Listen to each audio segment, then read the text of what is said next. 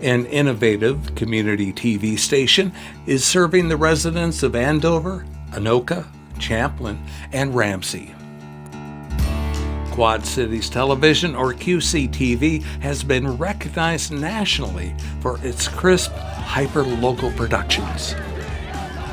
With growing competition from social media, the streaming of everything to anything with a screen, declining cable subscribers, and most especially the pandemic, I wanted to know how QCTV is faring.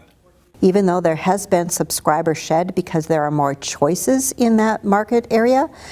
This spring, I twice visited with Karen George at QCTV's facility in Champlin. We still see a lot of traditional cable subscribers, so I'm still a little bullish on cable TV. Karen is the executive director of the Quad Cities Cable Communications Commission, the agency that oversees QCTV for its 4 member cities. QCTV has been very nimble in response to COVID-19 and the global pandemic.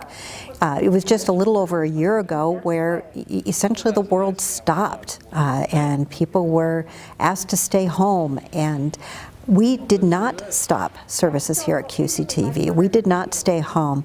We continued safely to come into the office, wear masks, social distance.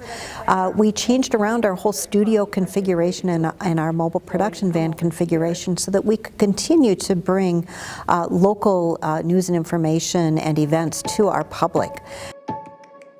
Thing on? Can you hear me?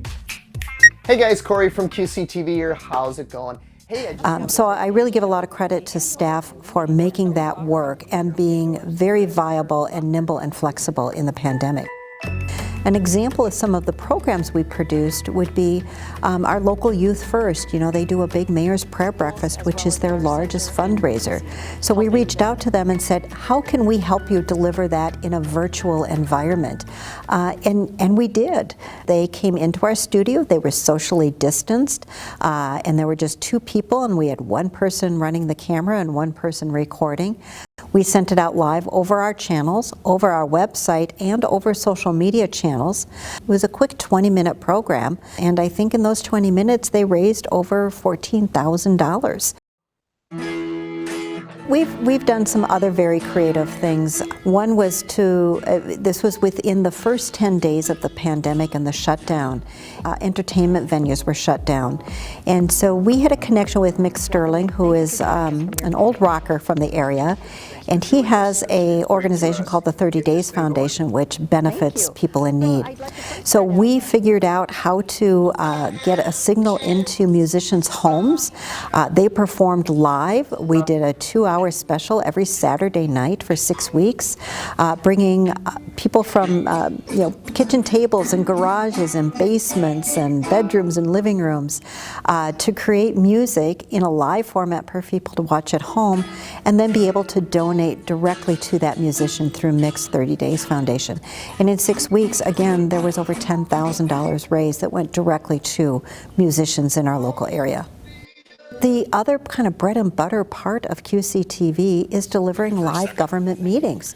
So you start looking at live government meetings and you couldn't have, 5, 6, 7 people sitting at a dais very close together conducting important local city business. Watching from home today, obviously this is a unique situation in that the rest of the council is in their homes this evening, attending remotely. QCTV had been in process of creating remote meeting participation with different technology. In fact, one of our cities was already installed with remote meeting, and 2 more cities came online very quickly. So again, staff working with creative city staff to say, how do we make this work? And so we all learned about Zoom. We all learned about GoToMeetings, and we're still doing it today. Here. Commissioner Cook. Here. Commissioner Nemec. Other local community cable stations and the school districts and cities they serve are adapting to new media, hastened, of course, by COVID-19 restrictions. Right now we're streaming live a lot of our events and high school sports to our Facebook page. We're also sharing those feeds with the actual organization that we're covering so they can put it on their Facebook and reach a wider audience. And I think that's the beauty of local programming as we see it here at QCTV, is really expanding our reach to where people are consuming their information and entertainment. It's not just on a cable channel, it's not just on a broadcast channel. There are so many more technology ways to view that.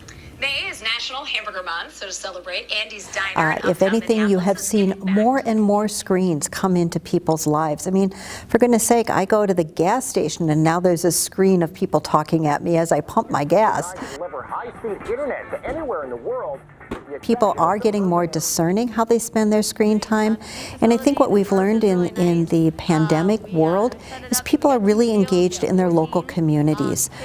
We just celebrated our 40th anniversary in this community, serving the cities of Andover, Anoka, Champlin, and Ramsey.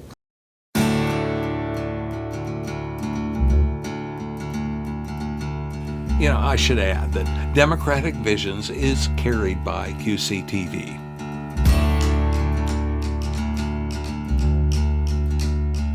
Democratic Visions is handcrafted by volunteers from Eden Prairie, Hopkins, Minnetonka, Edina, and Bloomington. Watch us on select cable systems and on our YouTube channel. This is Carol Sundstrom.